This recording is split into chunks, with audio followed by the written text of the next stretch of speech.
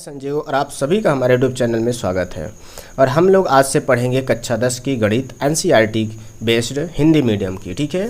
तो जिसमें बहुत सारे बच्चों का रिक्वेस्ट आ रहा था कि सर क्यों ना गणित स्टार्ट की जाए, जिससे कि हम लोग आपके द्वारा तो सोशल साइंस और इंग्लिश वगैरह फिजिक्स वगैरह तो पढ़ ही रहे हैं, मैथ भी हमारे लिए कुछ करा दीजिए सर, ठीक है। तो मैंने कहा फाइनली हमने विचार किया कि क्यों ना आपके लिए स्टार्ट किया जाए। तो फाइनली मैं आप लोगों के लिए सीरीज़ ले आया हूं और क्लास 10 की आपकी मैथ हम यहां पे बिल्कुल पूरी तरह से अच्छे से पूरा डिटेल से हम कराने की कोशिश करेंगे। तो चलिए हम लोग आज बात करते हैं क्लास 10 की। देखिए जैसे आप गणित ये देख रहे हैं कक्षा 10 के लिए है, एनसीईआरटी की बुक है आपकी पूरी तरह से, ठीक है। तो चलिए हम लोग इसमें बात करते हैं कौन कौन से चैप्टर हैं और कौन कौन से चैप्टर हम पढ़ेंगे, टोटल कितने चैप्टर हमारे गणित में हैं, ठीक है। तो आइए देखते हैं। देखिए जैसे आप स्क्रीन पर देख पा रहे हैं ये विषय सूची है आपका, इसमें आपका औमिक प्रस्तावना। अब यहाँ से आपका ये चैप्टर चालू हो गया। पहला चैप्टर आपका नाम क्या है आपका, देखिए वास्तविक संख्या है। क्या नाम है आपके पहले चैप्टर का नाम, वास्तविक संख्या। इसमें हम लोग रियल नंबर के बारे में पढ़ेंगे, जिसमें आपके वास्तविक संख्याएं सभी से रिलेटेड बने और इसमें जितने भी इसके गुण होते हैं और जहाँ जहाँ इसका यूज होता है वो हम लोग देखेंगे। लेकिन इसमें कौन कौन से पॉइंट शामिल किए गए हैं वो देखते हैं। ये देखिए आपके यहाँ पे सबसे पहले भूमिका दी गई है, बस थोड़ा सा बताया जाएगा कि क्या क्या इसकी भूमिका है वास्तविक संख्याएँ की। और यूक्लिड विभाजन प्रमेय का, ये बहुत फेमस प्रमेय का है जो कि इसमें आपके पूरे 1 चैप्टर में आपके पूरा इंक्लूड की गई है। तो यूक्लिड विभाजन प्रमेयिका के बारे में हम लोग पढ़ेंगे, आखिर ये है क्या और इससे क्या क्या हमारे मतलब गणित में उपयोगी है ये। अंक गणित के आधारभूत प्रमेय के बारे में हम लोग थोड़ा बहुत पढ़ेंगे, उसके गुण पढ़ेंगे, उसकी विशेषताएं पढ़ेंगे और कैसे ये होती है, ठीक है। बिल्कुल इस पर टॉपिक है। अपरिमेय संख्याओं का पुनर्भ्रमण, इसमें अपरिमेय संख्याओं का हम लोग फिर से एक बार थोड़ा सा भ्रमण करेंगे और प्रमेय संख्याओं के बारे में देखेंगे, उसका दशमलव प्रसारों का पुनर्भ्रमण देखेंगे, उसका दशमलव का प्रसार कैसे किया जाता है, ये सारी चीज़ें देखेंगे। और लास्ट में सारांश आपका इसमें दिया गया है। तो फर्स्ट चैप्टर में आपके दिया गया है और हम लोग देखते हैं सेकंड चैप्टर का नाम क्या है और सेकंड चैप्टर में हम लोग क्या देखेंगे। जैसे आपका बहुपद है, देखिए मैं आपको इससे पहले थोड़ा सा आपको एक्सप्लेन कर देता हूं और थोड़ी सी एक बात आपको समझाना ज़रूरी है। मैं आपको एक बात बता दूं यहाँ पे कि हमारी जो मैथ है वो कई सारे पार्ट से मिलकर बनी होती है, ठीक है। उसमें कितने पार्ट होते हैं, बहुत सारे पार्ट होते हैं। जैसे गणित में हमारे कौन कौन से पार्ट होते हैं भाई, गणित में हमारे कौन कौन से पार्ट से मिलकर बनता है, तो हम लोग थोड़ा सा समझ लेते हैं, ठीक है। बिल्कुल चलिए हम थोड़ा सा आपको बता देते हैं। तो देखिए जैसे आप देख पा रहे हैं यहाँ पे स्क्रीन पे, तो हम लोग इसमें थोड़ा समझने की कोशिश करेंगे। जैसे आपकी मान लीजिए गणित है, किसी भी क्लास की है, ठीक है, किसी भी क्लास की आपकी मैथ है, इसमें कई सारे पार्ट से मिलकर बने हो। तो पहला पार्ट आपका होता है अंक गणित का। किसका होता है भाई, अंक गणित का होता है। किसका होता है, अंक गणित का आपका पहला पार्ट होता है, ठीक है। बिल्कुल दूसरा हमारा कौन सा पार्ट होता है भाई, अब अगर उसमें दिया है तो आपका बीजी व्यंजक होगा। क्या होगा, बीजी व्यंजक। इसके लेसन जरूर होते हैं थोड़े बहुत, हम आपको बताते चलेंगे कौन कौन से हैं आपके बीजी व्यंजक के आपके इसमें, यानी जिसको हम कहते हैं बीज गणित, ठीक है। जिसको कहते हैं हम बीज गणित, इसको हम क्या कहेंगे, बीज गणित, ठीक है। आप पहचान जाओगे, हम आपको पहचानवाएंगे। अंक गणित, बीज गणित 2 हो गई। एक हमारी इसमें शामिल रहेगी रेखा गणित। क्या रेखा गणित, जिसमें हम लोग त्रिभुज वगैरह के बारे में, रचना वगैरह पढ़ेंगे, सारी चीज़ें हम लोग पढ़ते हैं इसमें, ठीक है। चौथा पार्ट आपका इसमें होता है भाई आपका अंक गणित हो गया, बीज गणित हो गया, रेखा गणित हो गया और आपकी अब सांख्यिकी। इसमें सांख्यिकी आपका शामिल किया जाता है। क्या शामिल किया जाता है, सांख्यिकी शामिल की जाती है। सांख्यिकी में ही प्रायिकता आपका इंक्लूड रहती है, ठीक है। तो आपके 4 पार्ट ओवरऑल हम देख सकते हैं, 4 पार्ट आपके हम इसमें रख सकते हैं 4 पार्ट में। एक अंक गणित जिसमें ज़्यादा पर इसमें आपका 80% टोटल कैलकुलेशन होता है पूरा प्लस माइनस का। बीज गणित में आपका क्या होता है, इसमें आपका 4 और 4 और दोनों चीज़ बीजी व्यंजक के, हमारे पूरे बीजी व्यंजक के हमारे बहुपद होते हैं, बीजी व्यंजक के समीकरण होते हैं, बहुत सारे मतलब इसमें आपके 4 और 4 सम्मिलित रूप होते हैं, ठीक है। रेखा गणित में आप लोग जानते हैं रेखा, किरण वगैरह हम लोग त्रिभुज, चतुर्भुज, आयत, वृत्त और ये सारे शंकु, घनाभ चीज़ें हम लोग पढ़ते हैं। सांख्यिकी आप लोग जानते हैं, इसमें हम लोग माध्य, मध्यिका, बहुलक, सूचकांक वगैरह पढ़ते हैं। प्रायिकता में हम लोग पढ़ते हैं पासा वगैरह वाले, है ना, ये सारी चीज़ें, सिक्का वगैरह हम लोग पढ़ते थे। इसमें मैंने आपका मेन 4 पार्ट इसमें होते हैं, ठीक है। तो जो आपके हर एक क्लास की मैथ में 4 पार्ट होते हैं, ठीक है ना। 6 से तो ओवरऑल आप देख सकते हो, 6 के बुक से ये सभी में शामिल होती है, ठीक है। तो हम आइए चलिए आपके बुक में दिखाते हैं ये चीज़ें, ठीक है ना। ये आई होप कि आप समझ गए होंगे इस बात को, ठीक है। बिल्कुल चलिए देखिए, आपका जो फर्स्ट पार्ट था, जो फर्स्ट चैप्टर था, वो आप पहचानिए भाई किसमें, ये आपका वास्तविक संख्या है, जो ये अंक गणित में आता है। किसमें आता है? अंक गणित। आप पेंसिल लिए होंगे, अगर आपके पास बुक है मैथ की तो आप वहाँ पे लिख लेंगे अंक गणित है ये, ठीक है, बिल्कुल। ये बहुपद आ गया, ये मतलब आपका बीजी व्यंजक है। क्या है आपका? ये बीजी व्यंजक है, तो इसको आप डाल लेंगे, बीजी व्यंजक बहुपद है। इसमें हम लोग क्या पढ़ेंगे? बहुपद के शून्यकों का ज्यामितीय अर्थ पढ़ेंगे। बहुपद के शून्यक का ज्यामितीय अर्थ कैसे होता है? ग्राफ में, ज्यामिति मतलब ग्राफ में बनाकर हम लोग देखेंगे, ठीक है। और किसी बहुपद के शून्यकों गुणांकों में क्या संबंध होता है? बहुत ही फेमस क्वेश्चंस होते हैं इसके, जो कि हर साल आपके पेपर में आते हैं। तो ये चीज़ें हम लोग देखेंगे यहाँ से, ठीक है। तीसरे नंबर पे बात करेंगे बहुपदों के लिए विभाजन एल्गोरिथम।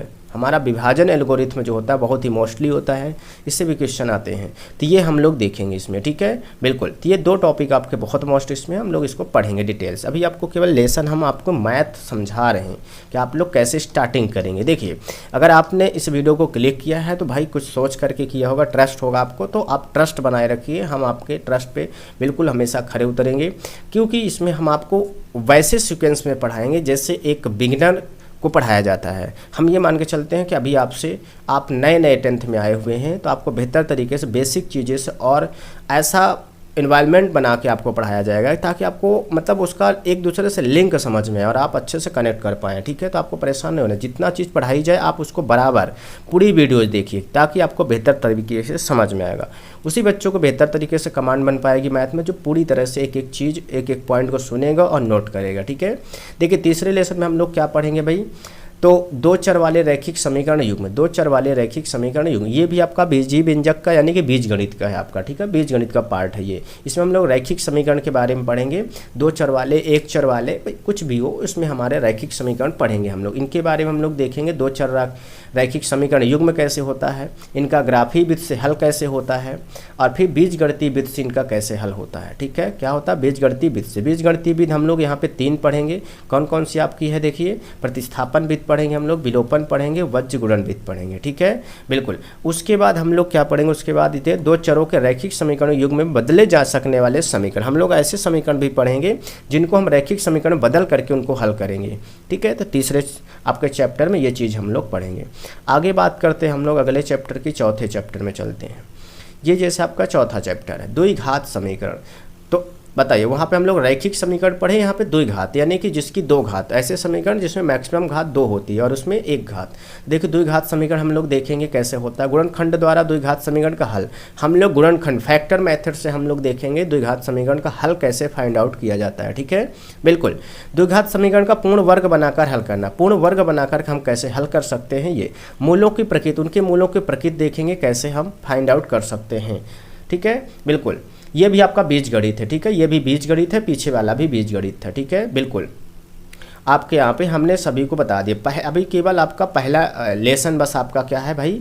अंक गणित है, बाकी तीनों आपके बीजगणित थे। अब यहाँ से बीजगणित आपका खत्म हो जाता है, ठीक है। अब ये 5 लेसन जो समांतर श्रेणी, इसमें हम लोग पढ़ेंगे समांतर श्रेणी में, समांतर श्रेणियाँ पढ़ेंगे कैसे होती, एपी का n पद निकालना, समांतर श्रेणी का आपका n पद निकालना, एपी के प्रथम n पदों का योग निकालना, ये सारी चीज़ें हम लोग इसमें देखेंगे। ये आपका अंक गणित में आता है। आप इसको क्या करेंगे? अंक गणित लिख लेंगे पेंसिल से, ठीक है, क्या करेंगे? अंक गणित लिख लेंगे, ठीक है, बिल्कुल। आप जितना कहा जाए उतना करते जाइए, विश्वास रखिए आप, बिल्कुल बेहतर तरीके से आप कनेक्ट कर पाएंगे और समझ पाएंगे। और देखिए 6th लेसन की बात करें, इसमें त्रिभुज, त्रिभुज आपका रेखा गणित में आता है। हमने आपको त्रिभुज में नाम बताया था मैंने। इसमें हम लोग पढ़ेंगे समरूप आकृतियाँ देखेंगे, ऐसे फिगर्स देखेंगे, ऐसे चित्र देखेंगे जो समरूप हों आपस में। त्रिभुजों की समरूपता देखेंगे, त्रिभुजों की समरूपता के लिए कसौटी यानी शर्तें क्या होती है देखेंगे। समरूप त्रिभुजों के क्षेत्रफल के बारे में पढ़ेंगे। पाइथागोरस प्रमेय देखेंगे, ठीक है ना, पाइथागोरस प्रमेय भी इसी चैप्टर में आता है, हम लोग देखेंगे, ठीक है, बिल्कुल। अब आगे बात करते हैं हम लोग 6, ये आपका रेखा गणित है, ठीक है, बिल्कुल। अब देखिए आता है आपका निर्देशांक ज्यामिति। क्या आता है भाई? निर्देशांक ज्यामिति आता है। देखिए ये क्या आता है? निर्देशांक ज्यामिति आता है। अब ये आप सोच रहे होंगे तो भाई ये इसमें हम लोग क्या करेंगे? दूरी का सूत्र देखेंगे, विभाजन सूत्र देखेंगे, क्या क्या होता है हमारा दूरी का निकालना, एक बिंदु से दूसरे बिंदु को दूरियां निकालना देखेंगे हम लोग, ठीक है, बिल्कुल। अब देखो इसमें और आगे क्या देखेंगे, ये देखिए हमारा यहाँ पे भूमिका देखेंगे, दूरी, विभाजन सूत्र, ये सारी चीज़ें हम लोग देखेंगे, ठीक है ना। और आगे बात करें त्रिभुज का क्षेत्रफल, क्या है भाई? त्रिभुज का क्षेत्रफल यहाँ से निकालना देखेंगे, ठीक है ना। इसमें इतने सारे पॉइंट हम देखेंगे। क्लियर है? बताओ। यस। अब ये पार्ट किस में आता है आपका, देखेंगे यहाँ पे ये पार्ट आपका आता है, ये आपका आता है आपका बीजगणित में आता है, ठीक है। सांख्यिकी में भी ग्राफ वगैरह होते हैं, बट ये आपका बीजगणित में आएगा यहाँ पे, ठीक है, बिल्कुल। अब बात आती है त्रिकोणमिति की। अब देखिए, हाँ, आजकल आपकी आधुनिक जो गणित है आपकी, जो अब इस समय की गणित है, उसमें आपका पाँचवा पार्ट भी बना दिया गया है त्रिकोणमिति। एक अलग वे में इसको देखा जाता है, ठीक है। त्रिकोणमिति जो होती है इसको अलग वे में देखा जाता है पूरी तरह से। क्लियर है, बताओ? यस। तो ये सारी चीज़ें उसको अलग वे में देखा जा रहा है, क्योंकि हमने आपको पहला बताया था अंकगणित, फिर बीजगणित, फिर रेखागणित, फिर आपका सांख्यिकी। इसमें त्रिकोणमिति भी आपका एक पार्ट, 2 लेसन इसके लगभग मिल जाते हैं, ठीक है, 2 चैप्टर आपके। तो इसको भी अलग कर दिया गया है आजकल मॉडर्न मैथमेटिक्स में, ठीक है ना, बिल्कुल। तो ये भी हम लोग देखेंगे त्रिकोणमिति का परिचय, त्रिकोणमिति का अनुपात देखेंगे, कुछ विशिष्ट कोणों के त्रिकोणमिति अनुपात देखेंगे, उसके बाद पूरक कोणों के त्रिकोणमिति अनुपात देखेंगे, त्रिकोणमिति सर्वसमीकाएँ पढ़ेंगे, और फिर इसकी सारांश तो हर एक चैप्टर में दिया गया है। तो ये सारी चीज़ें हम लोग इसमें त्रिकोणमिति से रिलेटेड पढ़ेंगे। फिर त्रिकोणमिति के जो हम लोग यहाँ पे पढ़ेंगे उसकी प्रॉपर्टी, उसके बाद हम लोग त्रिकोणमिति के कुछ अनुप्रयोग यहाँ पे करेंगे, कहाँ यूज होता है हमारे लाइफ में, ऊंचाइयाँ और दूरियाँ निकालने के लिए हम लोग बेसिकली यहाँ पे करेंगे, ठीक है ना। तो ये सब आपके त्रिकोणमिति का पार्ट हो जाता है। तो यहाँ पे त्रिकोणमिति लिख लेंगे, त्रिकोणमिति का एक पार्ट ही है मैथ का, ठीक है। वृत्त ये आपका रेखागणित में आ जाता है, इसको एडवांस मैथ भी यहाँ से अब चालू हो जाती है हमारी। वृत्त की स्पर्श रेखा, एक बिंदु से एक वृत्त पर स्पर्श रेखाओं की संख्या निकालना देखेंगे। 2 पॉइंट आपके मेन हाईलाइटेड है, इसी से रिलेटेड क्वेश्चंस हम लोग पढ़ेंगे, थ्योरिकल पढ़ेंगे।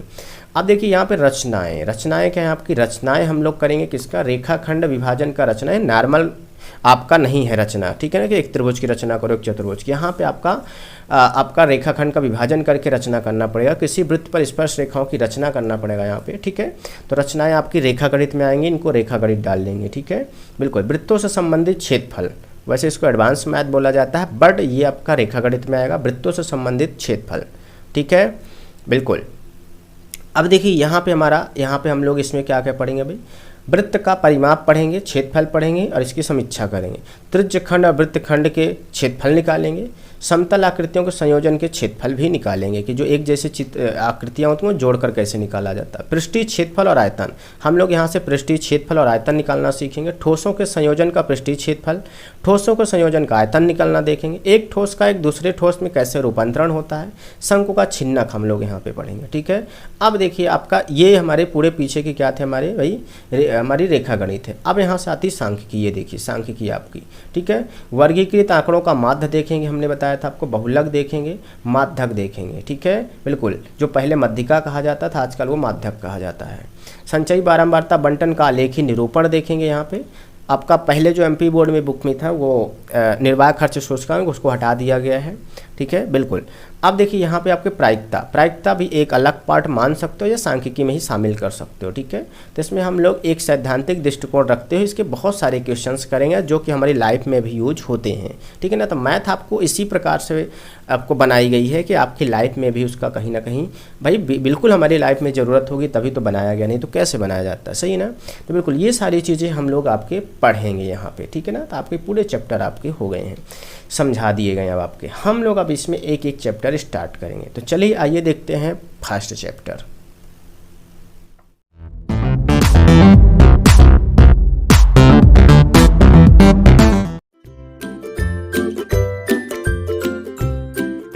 जैसा कि आप लोग स्क्रीन पर देख पा रहे हैं, ये आपका वास्तविक संख्या अध्याय फर्स्ट है आपका, ठीक है, अध्याय 1 है आपका, जो कि क्लास 10th का है, ठीक है।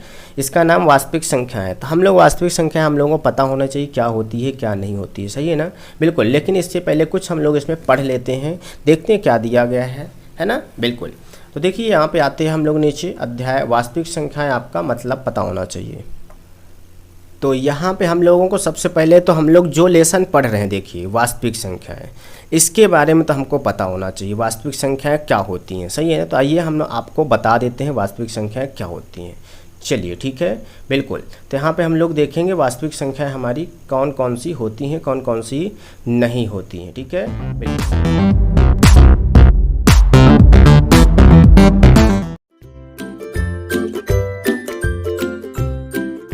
आपको नोट कर लेना है, कॉपी पेन ले लेना है और नोट करते भी चलना है, ठीक है, बिल्कुल। तो यहाँ पे डालेंगे हम लोग वास्तविक संख्याएं और देखेंगे वास्तविक संख्याएं क्या होती है हमारी, ठीक है। आपको नोट करते चलना है वास्तविक संख्याएं।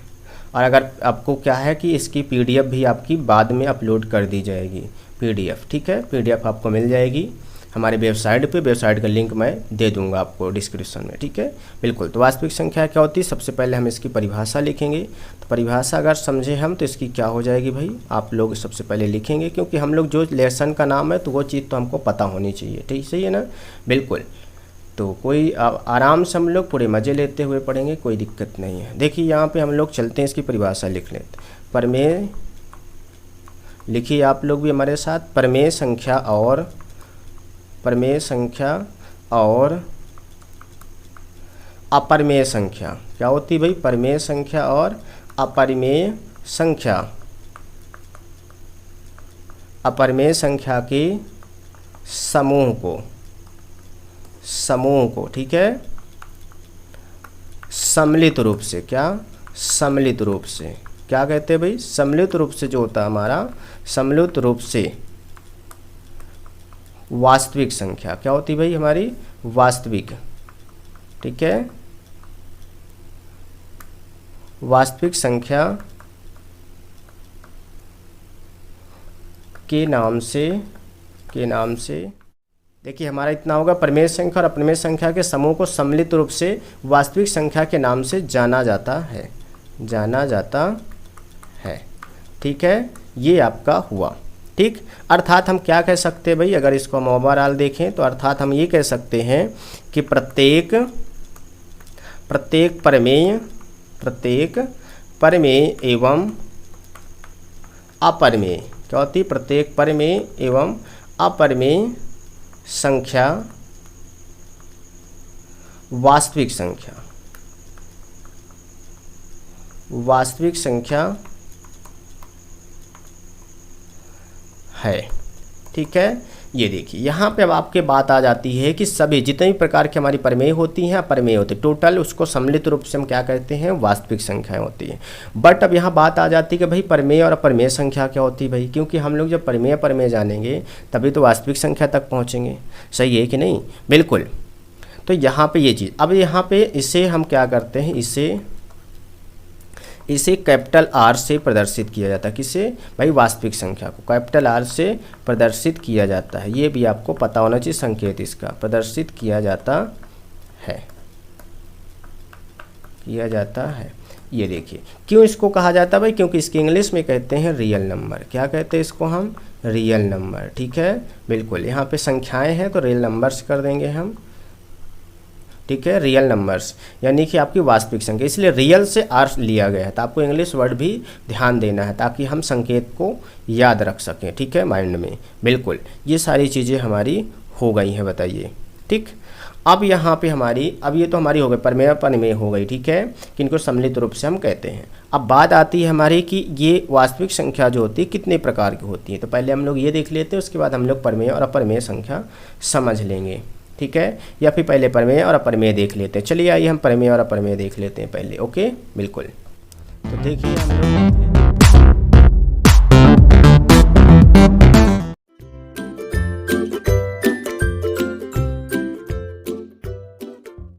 क्या होते हैं, आप हेडिंग डालेंगे भाई, प्रमेय और अपरिमेय क्या होती है हमारी, ठीक है। पहले नंबर डालेंगे आप प्रमेय संख्या, क्या डालेंगे भाई, प्रमेय संख्या आप डाल लीजिए। प्रमेय संख्या क्या होती है, ये सारी चीज़ें हमारे इस लेसन में हैं, हम लोग इनको देखेंगे बारी बारी से। इसको इंग्लिश में कहते हैं रेशनल नंबर, क्या कहते हैं, रेशनल नंबर, ठीक है, रेशनल नंबर हम इसको कहते हैं। हेडिंग डाल लेंगे आप लोग। चलिए अब हमारे साथ साथ आप भी लिखते चलेंगे, ठीक है। हाँ, जिन्हें P बटे Q के रूप में, P बटे Q के रूप में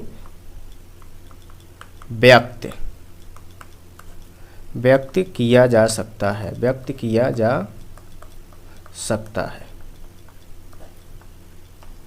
ठीक है, जिन्हें हम P बटे Q के रूप में व्यक्त किया जा सकता है। बिल्कुल, और जहाँ P एवं Q, जो P और Q हमने लिया है, तो P और Q क्या है भाई, पूर्णांक हैं, क्या है, पूर्णांक है। किंतु यहाँ पे लगाया गया है बट, हमारा क्यू होगा जो बटे हर है हमारा, वो कभी भी जीरो नहीं लिया जा सकता, ठीक है, बिल्कुल।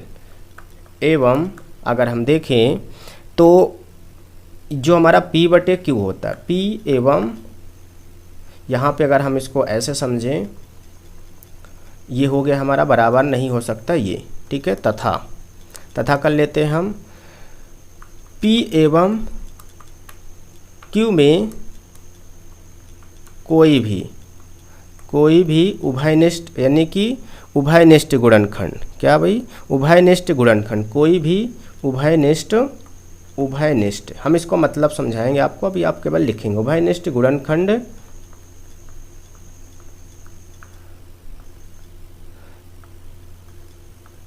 नहीं होता है,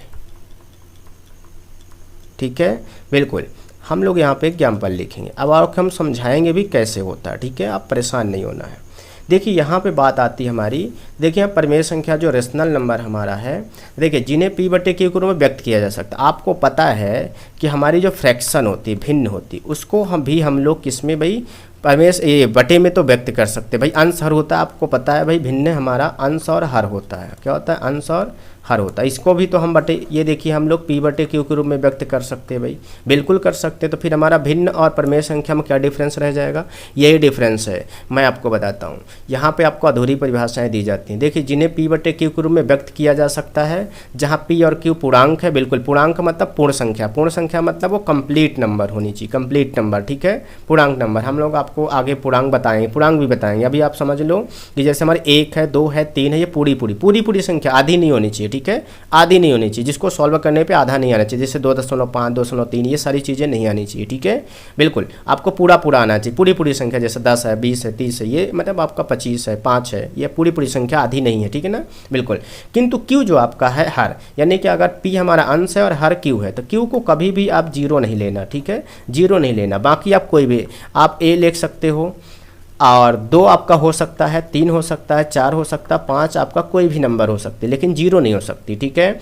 अगर कोई भी नहीं है, पटे में क्यों नहीं है, तो आप 1 मान सकते हो, बाय डिफ़ॉल्ट 1 होता है, बाय डिफ़ॉल्ट 1 होता है ऑलरेडी, ठीक है। अगर कुछ नहीं है तो 1 आप रख सकते हो, बाकी ये इनको आप बाकी नहीं ले सकते, ये अपने आप अगर संख्या में है तो अच्छी बात है, ठीक है, बिल्कुल। तो यहाँ पे देखिए, किंतु तथा p और q में कोई भी उभयनिष्ठ गुणनखंड नहीं होना चाहिए, यानी कि p और q का अगर हम फैक्टर करें, गुणनखंड करें, और उसमें एक उभयनिष्ठ गुणनखंड देखें कि दोनों में ऐसा कौन सा गुणनखंड है, ऐसा कौन सा हमारी संख्या है जो दोनों में मैच कर रही है, ठीक है, दोनों में मैच कर रही है, तो वो हमारी यहाँ पे होनी चाहिए। जैसे हम आपको अगर यहाँ पे समझाएं थोड़ा सा, तो देखिए ध्यान समझिएगा, यहाँ पे थोड़ा सा हम आपको समझाते हैं, ठीक है, कैसे। जैसे मान लीजिए मैंने यहाँ पे एग्जाम्पल लिया, क्या लिया, एक परिमेय संख्या ले लेते हैं, जैसे हमने लिया भाई एग्जाम्पल 9/7 लिया हमने। अब बताइए यहाँ पे 9 का आप फैक्टर करो, 9 का फैक्टर करोगे तो आपका 3 × 9, 3 एकम 3 आएगा, और 7 का करोगे तो आपका क्या आएगा, 7 एकम 7 आ जाएगा, ठीक है, बिल्कुल। अब बताइए इसमें कोई मैच कर रहा भाई, 7 का गुणनखंड क्या आया, 7 आया और 1 आया। 9 का कितना आया भाई, 3 × 3 और 1 आ गया। पता है यहाँ पे केवल एक तो हमारा कॉमन है, एक तो सब में होता है, एक को छोड़ करके, ठीक है, एक को छोड़ करके, एक नहीं देखे, और बाकी कोई कॉमन है, बताइए यहाँ पे 7 इसमें है, इसमें 7 नहीं है, 3 है, 3 नहीं है, तो ये हमारी परिमेय संख्या यस बिल्कुल है, ठीक है ना। तो ये चीज़ आपको, इन बातों का ध्यान रखना है आपको, ठीक है, बिल्कुल। अब देखिए यहाँ पे हम लोग क्या हो जाएगा, दूसरा एग्जाम्पल ले लेते हैं, जैसे 1/2 ले सकते हो आप, इसमें भी कोई कॉमन नहीं है भाई, ठीक है ना। 4/5 ले सकते हो, ठीक, इसमें भी कोई कॉमन नहीं है आपस में। और आप क्या ले सकते हो, -3/7 भी ले सकते हो। वो संख्या हमारी क्या होती है भाई, प्लस में भी हो सकती है, माइनस में हो सकती है परिमेय संख्या, ठीक है, ऐसा नहीं कि प्लस बस में ले सकते हैं, माइनस भी हो सकती है, ठीक है। आई होप कि आपको परिमेय संख्या बेहतर तरीके से समझ में आ गई होगी, इसका मतलब क्या है, ठीक है। कभी भी आप भिन्न और परिमेय संख्या में अंतर समझ गए। इसमें बॉन्ड होता भाई कि दोनों को उभयनिष्ठ गुणनखंड नहीं मिलना चाहिए, ठीक है, बिल्कुल। अब हम लोग चलते हैं अपरिमेय संख्या में। अपरिमेय संख्या में थोड़ा सा अंतर होता है, ठीक है, उसको भी हम लोग देख लेते हैं। चलिए आप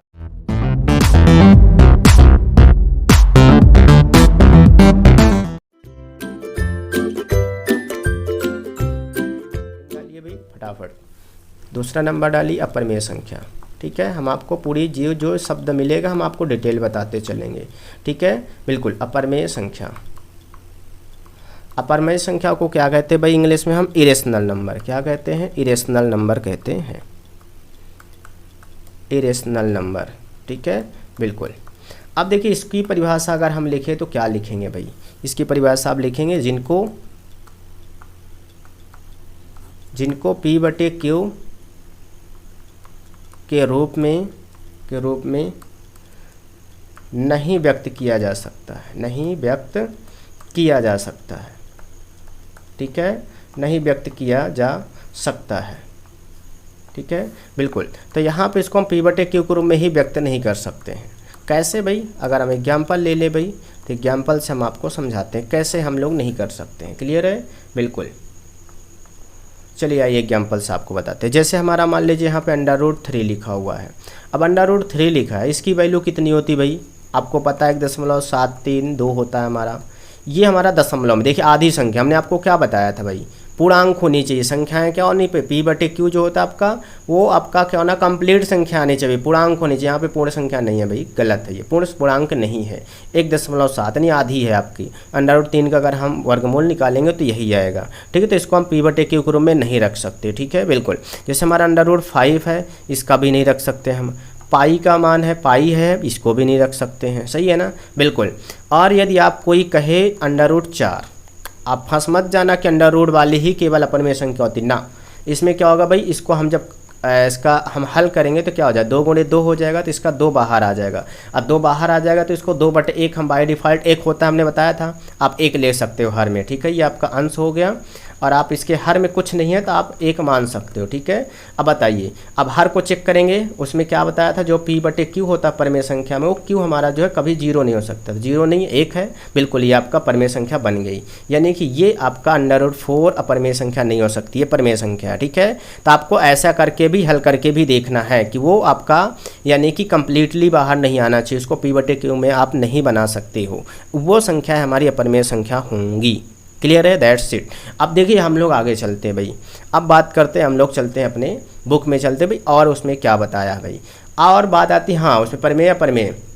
अब बात करते हैं हम लोग क्या कि हमारी जो आपकी वास्तविक संख्याएं हैं वो कितनी प्रकार की हो सकती हैं भाई, कौन कौन सी हो सकती हैं। तो चलिए आइए देखते हैं,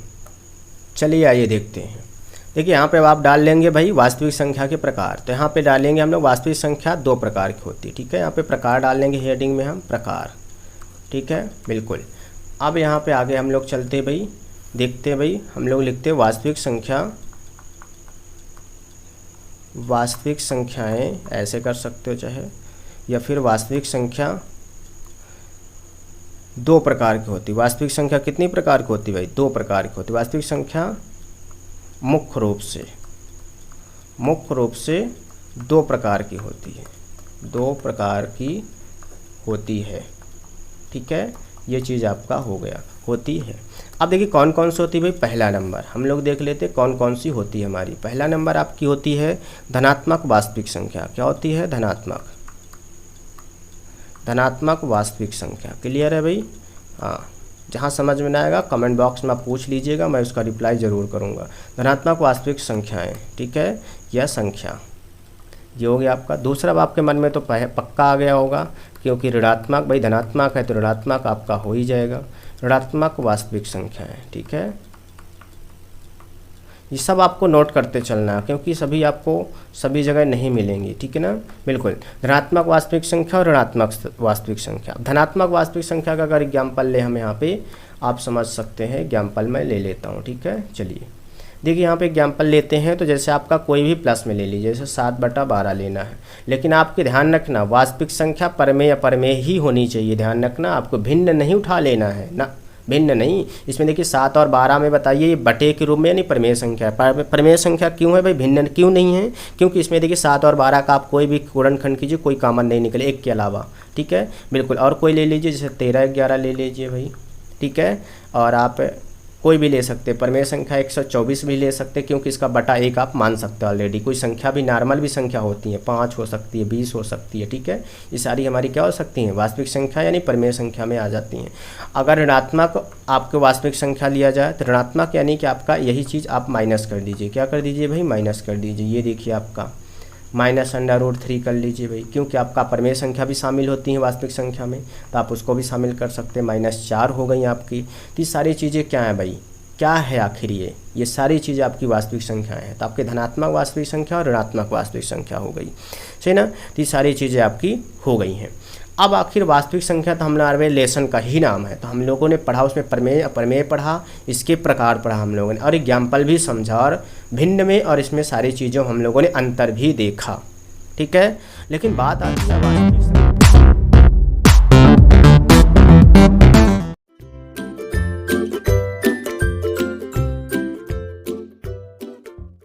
वास्तविक तो हमने जान लिया, थोड़ा सा ज़्यादा समय नहीं लगेगा आपका, हम लोग देख लेते हैं उसको भी, ठीक है, बिल्कुल।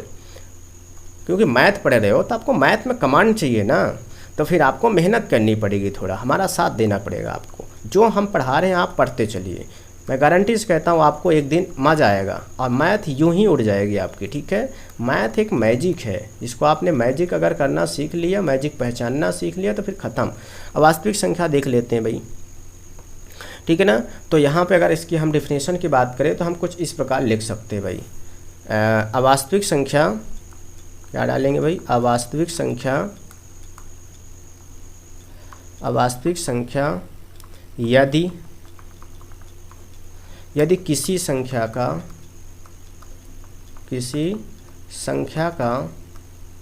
वर्ग, किसी संख्या का वर्ग ऋणात्मक, क्या हो भाई, ऋणात्मक, किसी संख्या का वर्ग ऋणात्मक संख्या हो, ऋणात्मक संख्या हो, ठीक। तो वैसी संख्याएं अवास्तविक कहलाती हैं, अवास्तविक कहलाती हैं, अवास्तविक कहलाती हैं,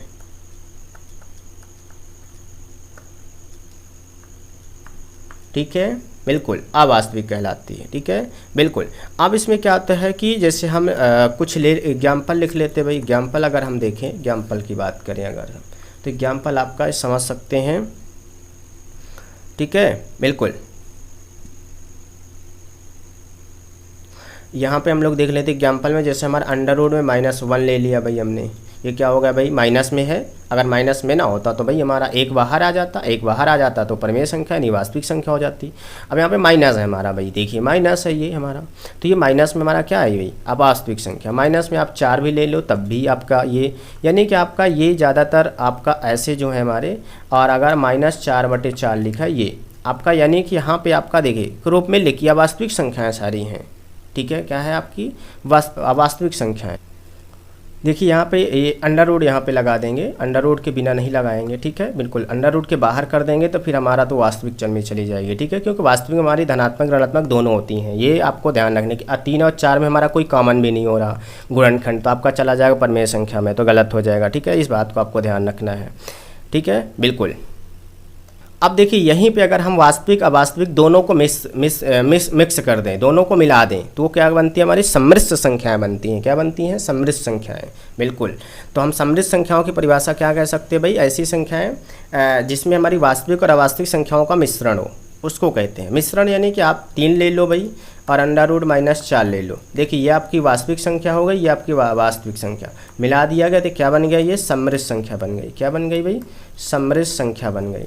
तो इनको आप क्या कह सकते हैं परिभाषा में भाई, कि हमारी ऐसी संख्याएं जो कि अवास्तविक और वास्तविक से मिलकर बनती हैं, ठीक है, उनको हम सम्मिश्र संख्या, ये आपके इसमें नहीं है बट मैं एक्स्ट्रा में आपको बता दिया हूँ, ठीक है। आई होप कि आपको ये वीडियो बिल्कुल भी समझ में आ रहा होगा, बिल्कुल आ रहा होगा हमारी ये लैंग्वेज और बताने का तरीका। हम लोगों ने पूरा लेसन का मतलब समझ लिया, वास्तविक अवास्तविक और प्रमेय अप्रमेय, और हमने सम्मिश्र संख्या भी देखा, यहाँ पे हमने पूर्णांक भी देख लिया थोड़ा सा, ठीक है ना, बहुत कुछ हमने आज देखा।